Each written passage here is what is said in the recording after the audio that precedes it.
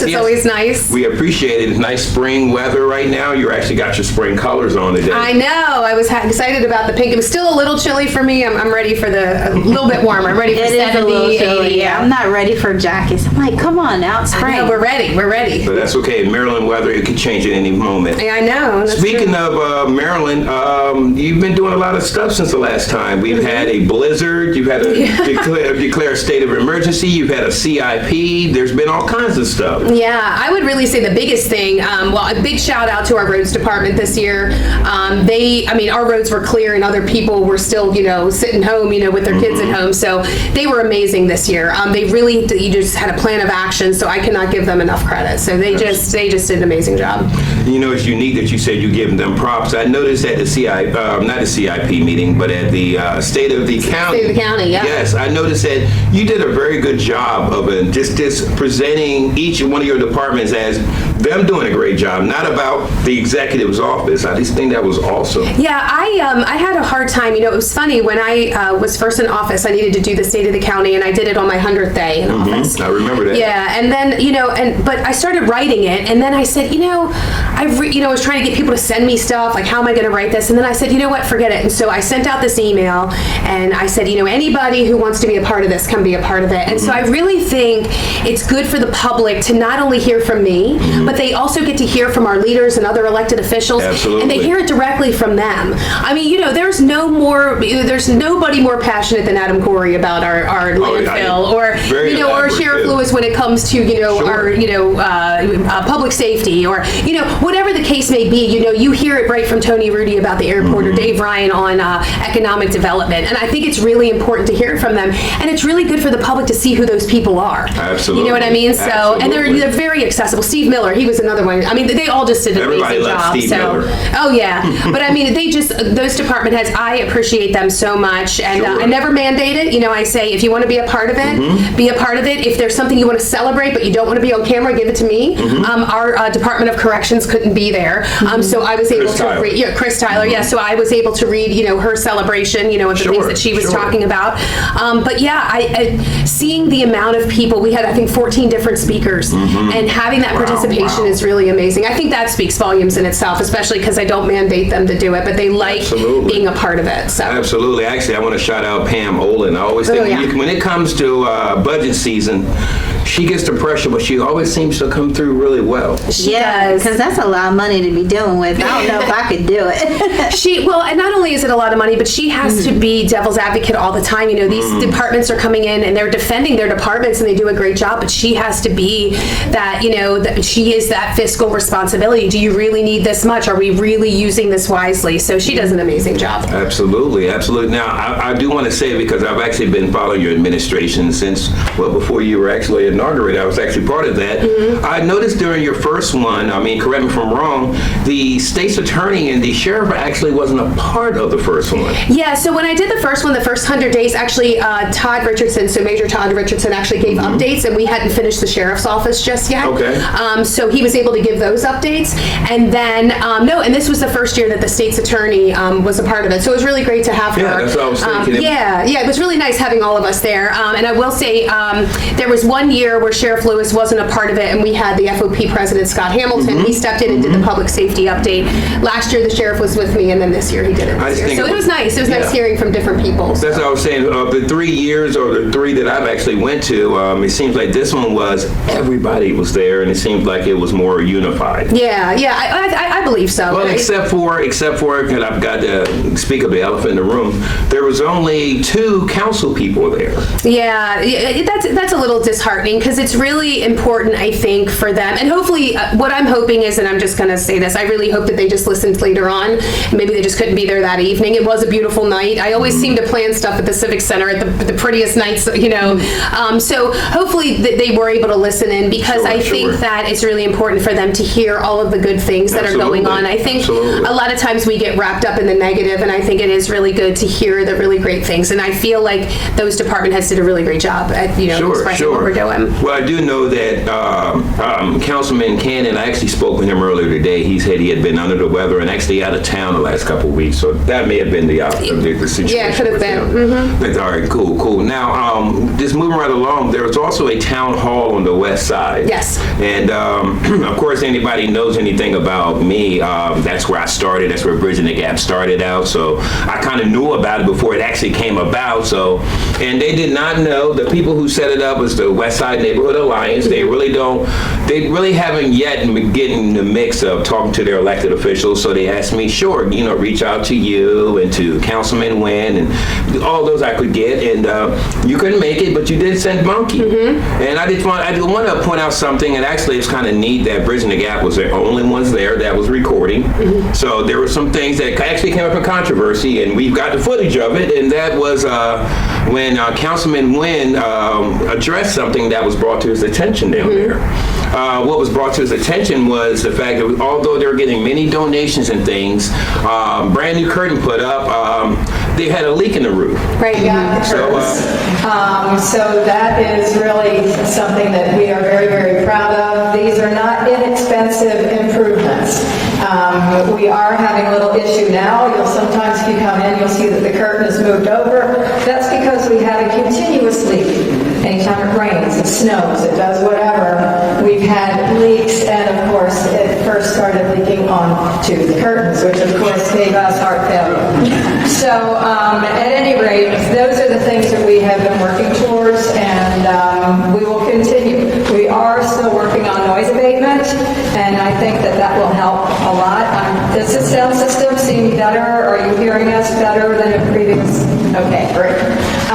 So we are moving in that direction because it had been a horrible experience when people would come in here and the sound was just bouncing everywhere. So we are working on that. So thank you. And, Councilman Wynn, and actually I was talking to President Cannon today about this.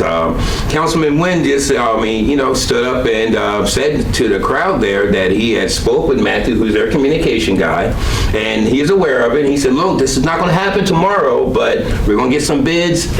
Basically, it's on the radar. Right. I just wanted to state this, that I did talk with Matthew about a week ago, and he mentioned the roof, and it wasn't me. Yeah, so, and I contacted the executive department, as soon as I got the phone to them, because it's unacceptable that the roof is leaking.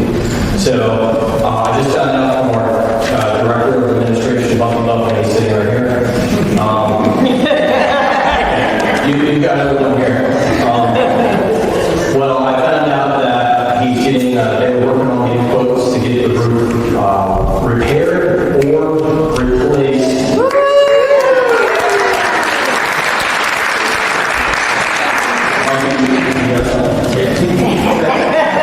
So when Steve Miller came to me and said that he wanted to do a repair, my job is to ask people questions of how was the roof, how many patches do you already have? For example, our Civic Center roof was 50 years old. We had over 50 patches on it.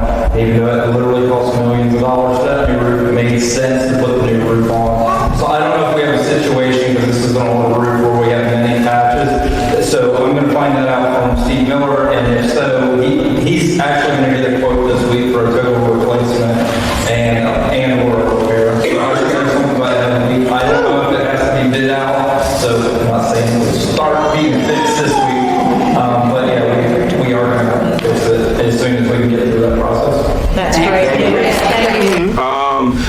There was some people who did not like it. There was a comment made on the show that maybe Councilman Wynn shouldn't have made that comment without speaking to the rest of the council. Let me ask you as the executive, is there funds that could help out with the situation? Yeah, and I sort of resent the fact that they said that. I will say Councilman Wynn went out of his way to contact me and to make sure that I was fully aware of what was going on, of what the constituents were bringing to him. So I actually give him a lot of credit and feel very comfortable with him going forward saying, I spoke to the executive. And then, for us, a roof leak to me is an emergency, right? Because more and more issues can happen. And Exactly. many of us who own homes, what can happen when you have a roof briefly. So once I was fully aware of the severity of it, I spoke to Director of Rec and Park, Steve Miller. Yes. He said, yes, we've been talking about this. It's something that's been on our radar. And I said, well, let's do it. Let's move forward. So that's what we did. And so the debate was, do we patch it or do we fix it? And I am not a deferred maintenance person. I'm like, if we could do it, let's do it. And Sound we like do. my wife over there. Yeah, let's just get it done. No half stepping. Well, and here's the deal. What they said is that even if we did patch it, we'd be fixing it next year. So why are we putting out $50,000 for a patch when we can do, and we've gotten some bids in. So we're looking anywhere between $100,000 to $150,000. We have the money. Let's get it done. It's an asset on the west side of the county. Sure. And they have done. I think at least. Not only do we owe it to the constituents, we owe it to that group. They have come in and just revitalized that place. You know what I mean? And They're such doing a great such job. a great job. Yeah, and we down don't. there. Yeah, we got to show them like, hey, like we support you. So we've gotten the bids. So we're looking at that. So they are breaking those apart as we speak. So I'm hoping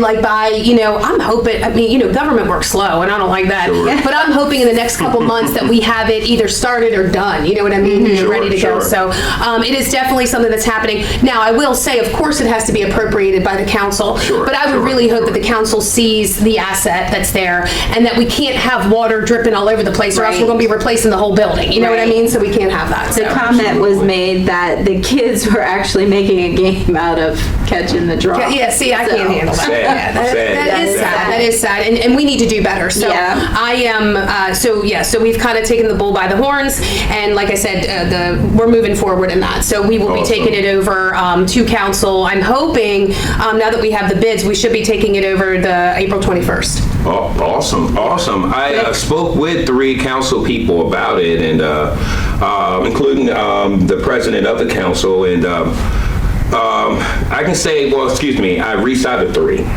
One actually tried to contact me back. I'm going to give her a call back. One of them told me the other day that he thought this was absurd that this was brought to the table, especially after all the money that we just poured into the community center or the civic center.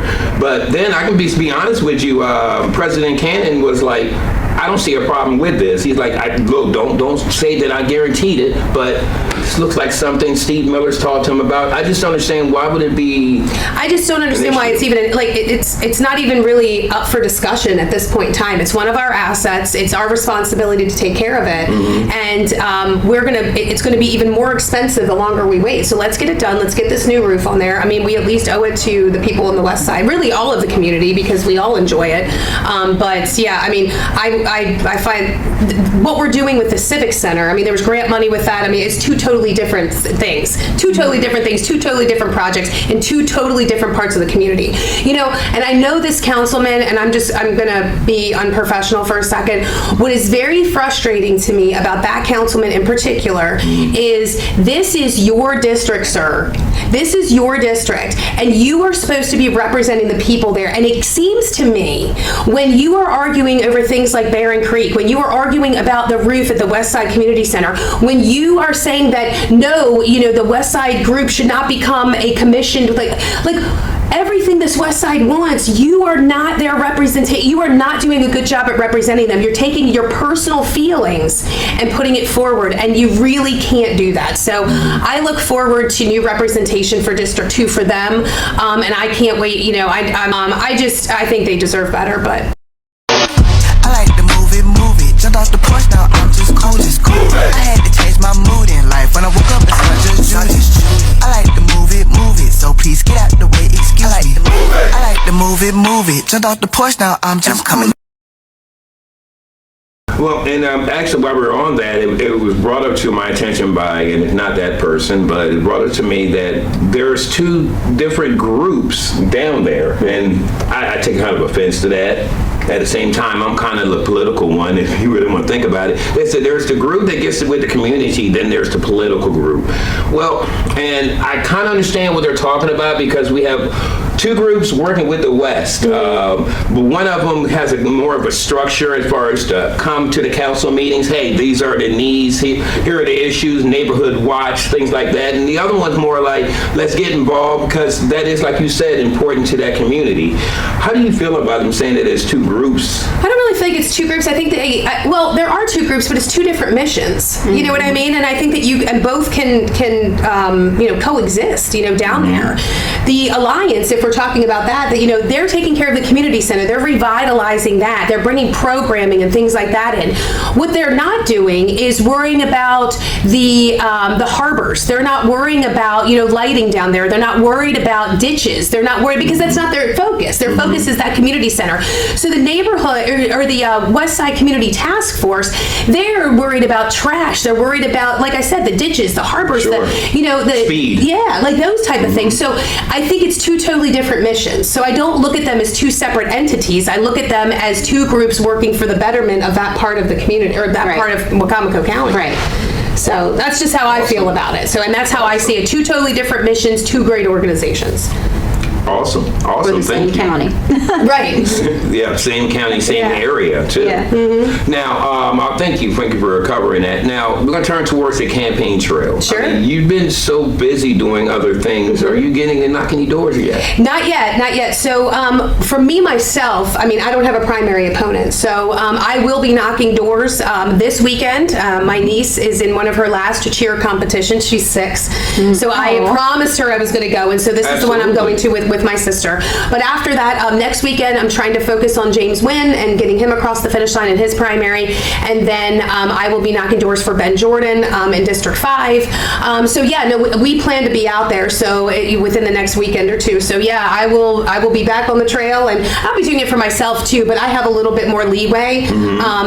Hopefully those individuals that we want to win the primary will go forward, and we're able to sort of all kind of do that together. So I love how you support everybody. Have to. The ones that you're for, of course. Yeah. But I love how you do that. You're like, I'm going to knock for James. I'm going to knock for Ben. I love that. yeah, well, thank you. I think it's important. I think it's important for people to see that united front, and and both of them have just been amazing partners. In two different ways. James obviously on the council, and then Ben as a municipal partner. So I'm not just doing it because they're my buddies. I'm doing it because they are the very best that we need on this county council. And if you work together now, you're definitely going to work together when you all are Yeah, elected. they're great. They're great individuals, and I'm just really proud. I'm proud that they, were okay with me endorsing them. Like, I'm proud to know them, and I'm just really excited to see like kind of what this future holds and what this new council is going to look like. So Cool. We had an opportunity to sit down with the sheriff, actually just yesterday over at the sheriff's beautiful facility. It really is. It truly is. And he actually spoke on many different things. But one thing he has said that I want to ask you about is he said that Wacomico County has more Democrats than Republicans, but a lot of those Democrats are conservative. Would you say that's true? that is 100% true. Actually, we've closed the gap, if you want to look at Republican and Democrat, but there are a lot of farmers that are Democrats, watermen that are Democrats, and for various reasons. But I think, some of it's generational, and they've just always been a registered Democrat. I will say a lot of them, I think he is correct that they do vote conservative. They voted for Donald Trump, or they voted for the Republican candidate. I think they believe in conservative values. And I also think the Democrat Party that they were in when they probably registered is probably not the same Democratic Party as what it is now. We definitely do. We have more Democrats than Republicans, but yes, they do. They vote, the ones who vote very much seem to be more just more conservative, and appreciate the Republican, the conservative candidates, I will say. He also brought up, talking about the sheriff, that he's very proud of how much you have supported the Boys and Girls in Blue. Speaking of that, the governor was in town. He was. Can you tell us a little bit about what that was all about? Sure, yeah. So I was at the sheriff's office today. So they did their press conference on a very large drug bust that they had. Monumental, one of the largest in Wacomico County history. Just bricks. I forget how many it was, but 40 kilos or something of cocaine. I mean, it stretched across the table, at the sheriff's office. So I had posted those pictures online. But yeah, what today showed is that, there are times you have to set politics aside. I know right now that, especially down here, the governor's not very popular. There's a lot of decisions and taxes and things that he's done that people are not happy with.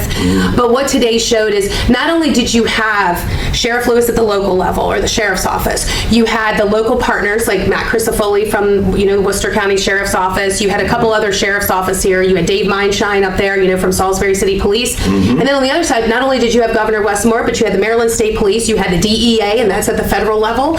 So you had these partners, and what it showed is how successful you can be when you work together. Exactly. And one of the best, it really showed that today. And it's a shame that we don't have that with ICE. You know what I mean? Like DEA we work with, and we worked with so well on this operation, and you saw the success of it. And that's something that you and Sheriff Lewis agree on. It's like we really need to be able to work with ICE.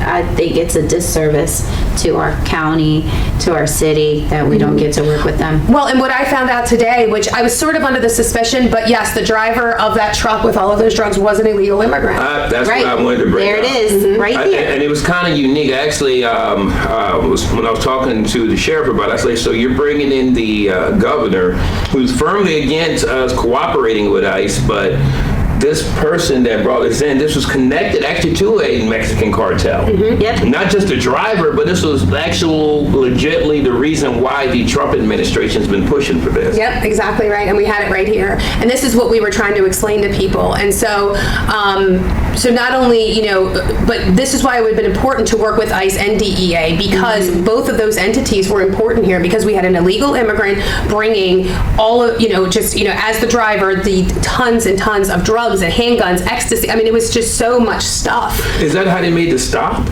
Yeah, so, and Sheriff Lewis would probably have to give you the details on it, but basically they had been, doing the surveillance. It came from California. The Worcester County Sheriff's Office, was under, had this person that they had this, I don't know if it was a bolo or whatever else, but they had this person. They worked with the Sheriff's Office. They did the stop in Laurel, Delaware. And it was all of these entities working together. So, and they were able to stop that from going into our community. So.